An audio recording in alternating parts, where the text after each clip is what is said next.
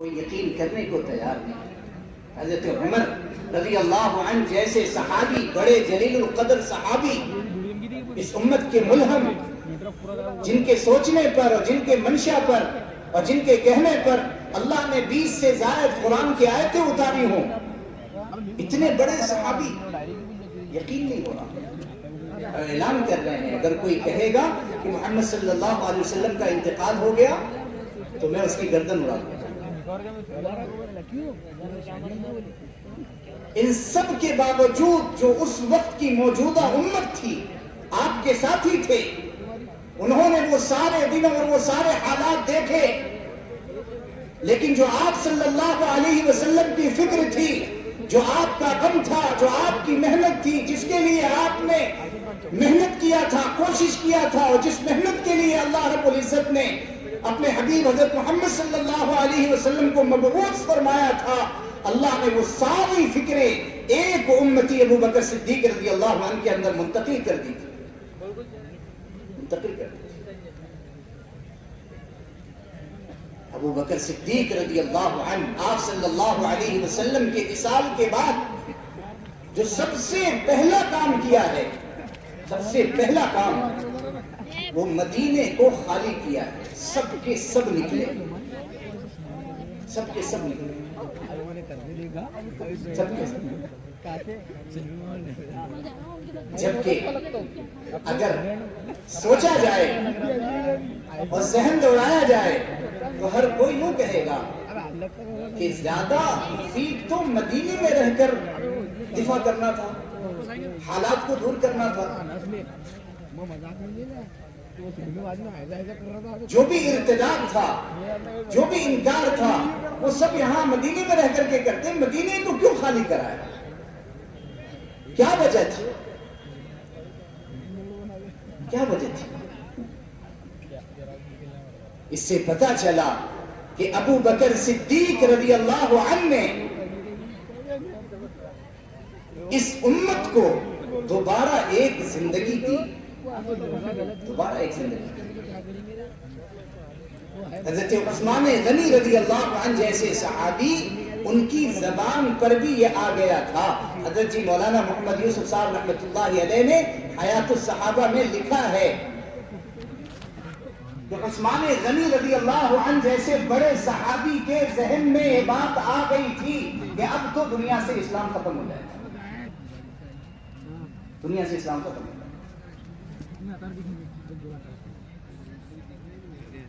جو اسامہ رضی اللہ عنہ کا لشکر نکلا ہے، ان کی امارت میں، ان کی ذمہ داری میں، اور اس میں بڑے بڑے صحابہ اور جو سفر کرتے ہوئے آگے بڑھے ہیں، حضرت جی مولانا محمد یوسف صاحب رحمۃ اللہ علیہ کے بیان میں ملتا ہے. حضرت جی مولانا یوسف صاحب رحمۃ اللہ علیہ بیان کرتے تھے کہ وہ جو اسامہ رضی اللہ عنہ کی جماعت نکلی ہے اور پہاڑوں سے اور راستوں سے اور جنگلوں سے گزرتے ہوئے اعلاء کلمت اللہ کی محنت کرتے ہوئے جو گزرتی چلی گئی ہے، دیہاتوں کے لوگ جب آتے بکریاں چراتے اور دیہاتوں کے لوگ جب آتے پہاڑوں کی طرف، تو مدینے کی کھجور جو انہوں نے کھایا ہوا تھا قافلے والوں نے، اور کھجور کی گٹلیاں جو پھینکا، حضرت مولانا یوسف صاحب رحمۃ اللہ علیہ فرمایا کرتے تھے کہ وہ دیہات کے لوگ جن کے دلوں میں یہ بات آ گئی تھی، جن کی زبانوں پر یہ بات آ گئی تھی کہ دنیا سے اسلام ختم ہو گیا، مدینے سے اسلام ختم ہو گیا، حضرت جی کے بیان میں ملتا، حضرت فرماتے ہیں کہ ان گٹلیوں کو پا کر دیہاتیوں کے ایمان کو اللہ نے بچایا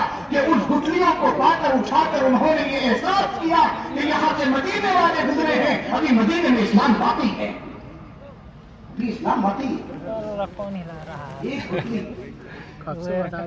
دوبارہ اسلام میں بیٹھے تھے وہ عمران، وہ چل گئے، بولے ہم آتے بلا کے تو یہاں بیٹھ شاہ رخ فیضان کو بیٹھا، میں آئی نہیں بلائیں گے تو میرا جاپڑی بھی لے جائے گا، کیا بولتے بس ان کے پاس منڈپ سے ادھر لے جائے گا. جو آپ صلی اللہ علیہ وسلم کے اشاروں پر، آپ کے حکم پر ہر لمحہ ملکوں میں دکھتا رہتا ہے. پوری دنیا میں ماشاءاللہ جماعتوں کی محنت اور نقل و حرکت، اور ماشاءاللہ علماء سال کے لیے نکل رہے ہیں، دوسرے سال کے لیے نکل رہے ہیں. حضرت جی مولانا الیاس صاحب رحمۃ اللہ علیہ، آپ نے کیسی محنت کی، کتنی دعائیں مانگی. कितना बहुत किया। रातों को उठ कर रोते थे, तड़पते थे, बिलखते थे, करवटें बदलते थे, अल्लाह से मांगते रहते थे। निजामुद्दीन बस्ती एक जंगल थी, चारों तरफ कब्रिस्तान था, अकेले जंगल में बैठ कर जाके रोया और आवाज जाती थी दूर तक। जिंदगियों से, उनकी मेहनतों से, उनके मुजाहदों से दीन को सारे आलम सारी दुनिया में फैलाया। 3 बजे आती है तारीख इसकी गवाह है। इसीलिए अल्लामा इकबाल रहमहुल्लाह ने कहा था, अगर मैं चाहूं तो नक्शा खींच कर अल्फाज में रख दूं, मगर तेरे तखय्युल से फुजू तर है वो नजारा। सहाबा की शान में कहा था कि अगर मैं चाहूं, सहाबा ने क्या कुछ इस दुनिया में किया और कितनी कुर्बानियां दिया और कितने दीन की मेहनत के लिए उन्होंने अपने आप को बढ़ाया और कुर्बान किया। अगर मैं चाहूं तो नक्शा खींच कर अल्फाज में रख दूं, फिर मेरे और आपकी तरफ मुखातब हैं, मगर तेरे तखय्युल से, यानी तुम्हारे ज़हन व फिक्र से, तुम्हारे दिमाग से फुजूल तर है वो नजारा। ऊपर ऊपर से बात गुजर जाएगी, हमें समझ में नहीं आएगा कि सहाबा क्या फुजूल तर है वो नजारा, सर के ऊपर से गुजर जाएगा। क्या कह सकते?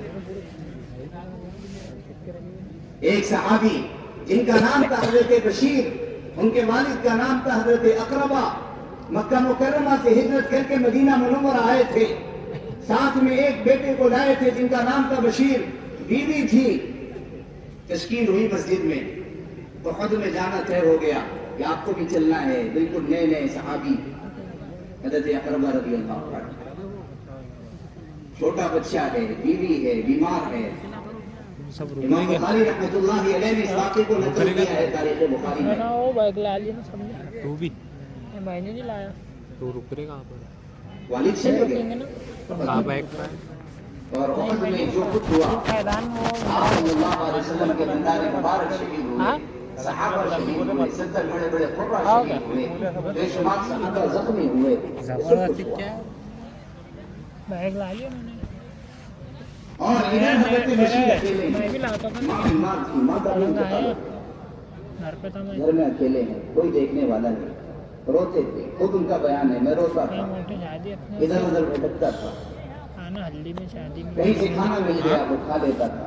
ना आना शादी हल्दी वली में बकी में जहाँ मेरी वालदा दफन थी वहाँ जाकर बैठा रहता था। घर जहाँ सहाबा ने जान लगाया, माल लगाया, वक्त लगाया,